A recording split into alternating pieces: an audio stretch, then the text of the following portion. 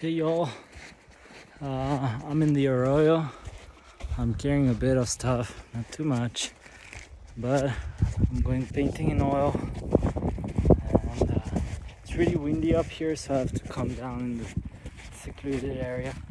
First time of the year coming in to do this, so we'll see how it is. I might be rusty, but let's have fun. The sun is back, it's hot. I might burn, but worth the try. So.